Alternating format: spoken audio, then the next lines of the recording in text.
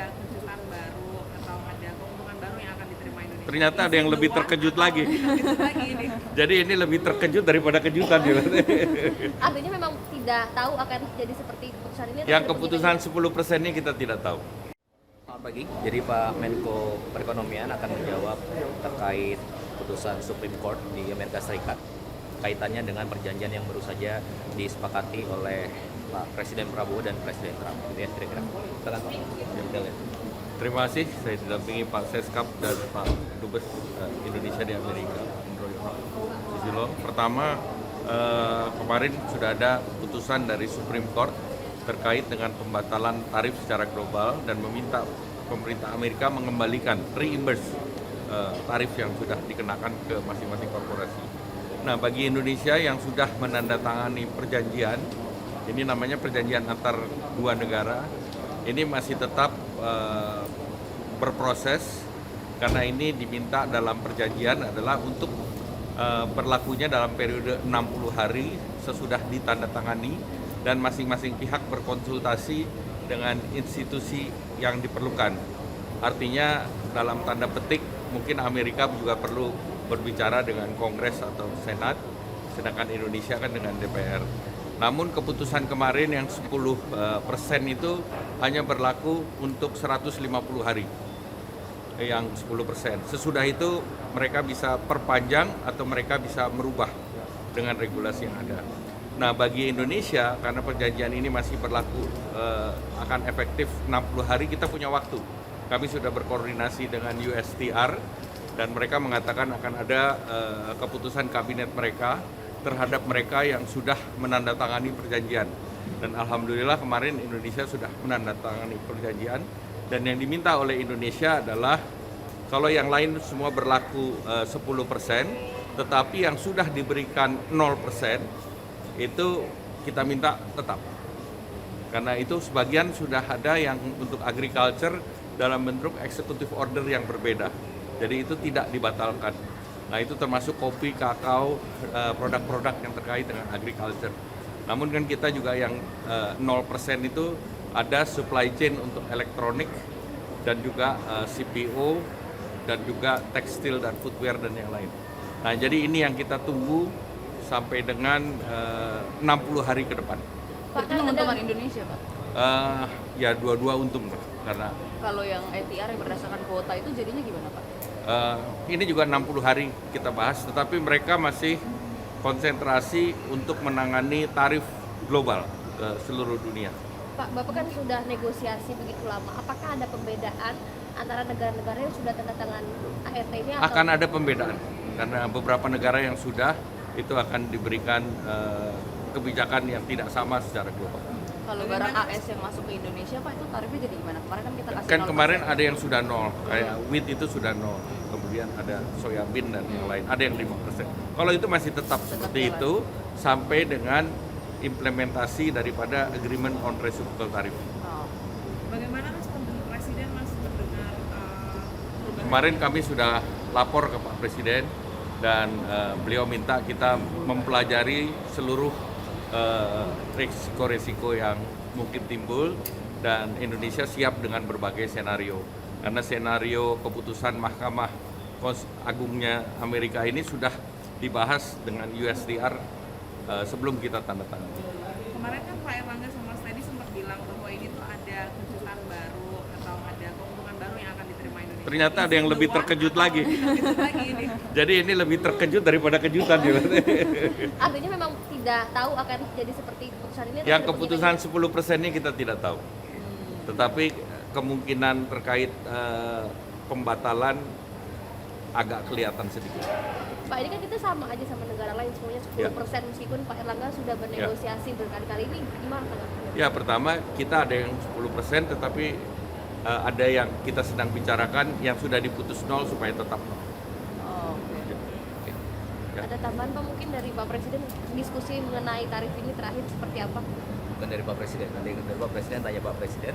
Tapi intinya begini, jadi Bapak Presiden melakukan diplomasi langsung terhadap Amerika Serikat gitu ya. Intinya kita Indonesia siap dalam menghadapi segala kemungkinan yang terjadi.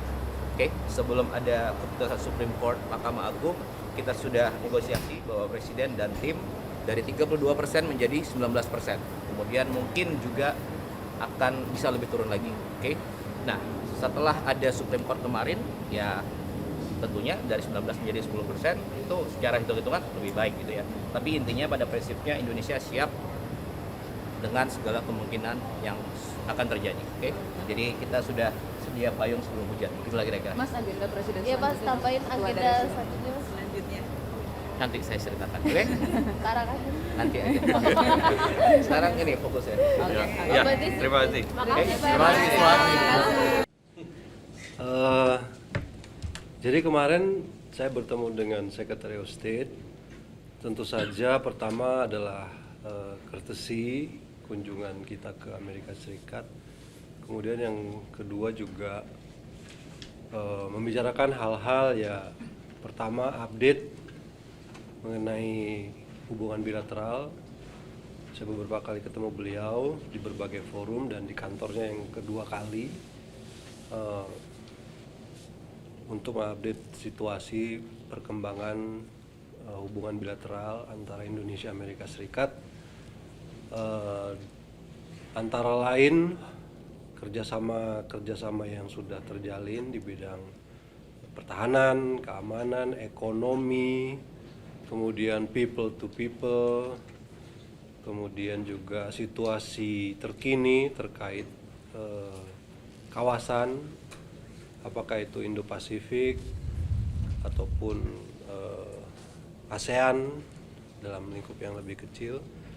Itu yang pertama. Yang kedua juga mengelaborasi beberapa hal terkait pertemuan Board of Peace di pagi harinya. Beliau juga menyampaikan apresiasi dan ucapan terima kasih atas komitmen pemerintah Indonesia untuk berpartisipasi di ISF.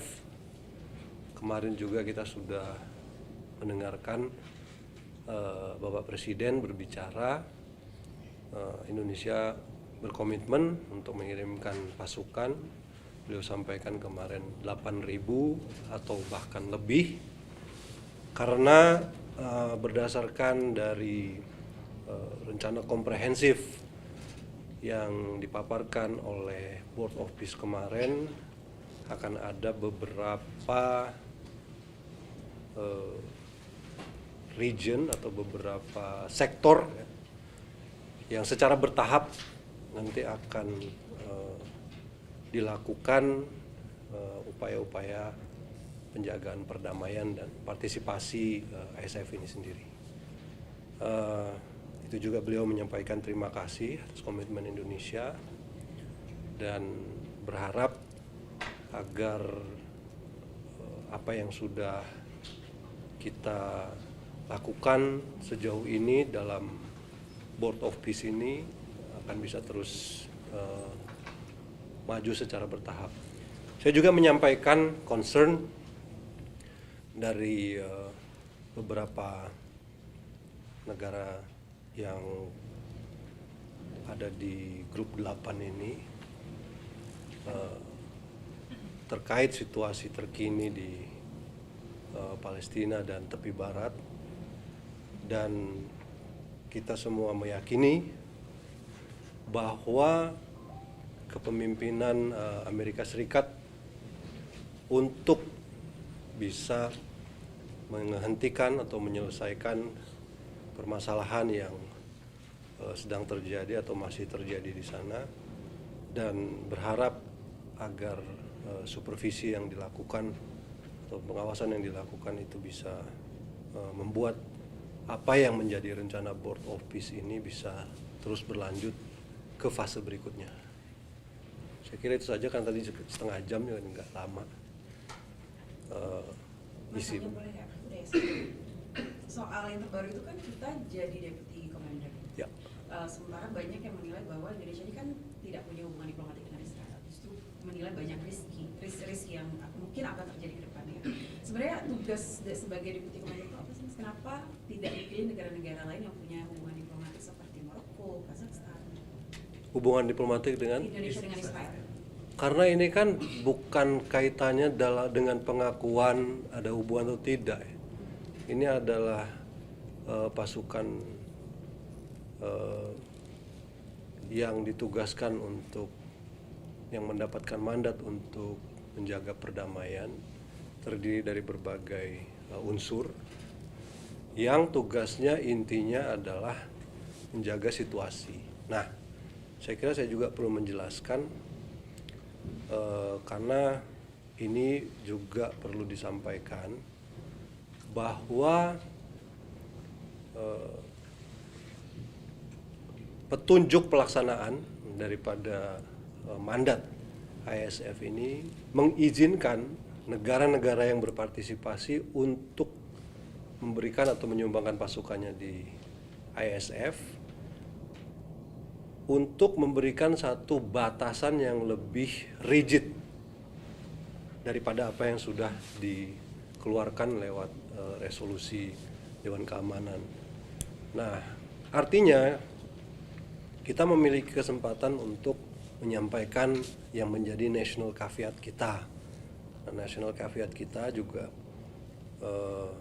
sudah kita sampaikan ke ISF bahwa kita tidak melakukan operasi militer, kemudian kita tidak melakukan pelucutan senjata, kita tidak melakukan apa yang disebut demilitarisasi. Yang kita lakukan adalah menjaga ya kan, masyarakat sipil di kedua belah pihak, kemudian terlibat dalam upaya-upaya kemanusiaan yang ada di sana, dan tentu saja ya, ada hal-hal yang sifatnya merupakan rule of engagement yang bisa kita lakukan sebagai pasukan apabila kita diserang dalam rangka mempertahankan diri. Tapi ini sekali lagi keterlibatan Indonesia di ISF, kontribusi pasukan Indonesia itu tidak untuk melakukan kegiatan demilitarisasi ataupun operasi militer. Nah, yang berikutnya, undangan sebagai deputy commander gitu. Biasanya normanya adalah kalau misalnya pasukan terbanyak itu dikasih kehormatan untuk menjadi force commander. Dan dalam kaitannya dengan ISF ini, force commander itu dipegang oleh Amerika Serikat. Ada 3 deputy commander, salah satunya adalah deputy commander bidang operasi, dan karena pasukan Indonesia juga merupakan yang terbanyak di sana, maka deputy commander operasi ini juga merupakan sesuatu yang ya penghormatan dan penghargaan lah terhadap track record Indonesia, kemudian reputasi prajurit-prajurit Indonesia di berbagai medan penjagaan perdamaian. Dan saya kira kedudukan ini juga akan bisa memfasilitasi apa yang menjadi tujuan dan niatan kita mengirimkan pasukan di ISF. Subscribe, share, like, and comment. Subscribe, share, like, and comment. Subscribe, share, like, and comment. Subscribe, share, like, and comment. Subscribe, share, like, and comment.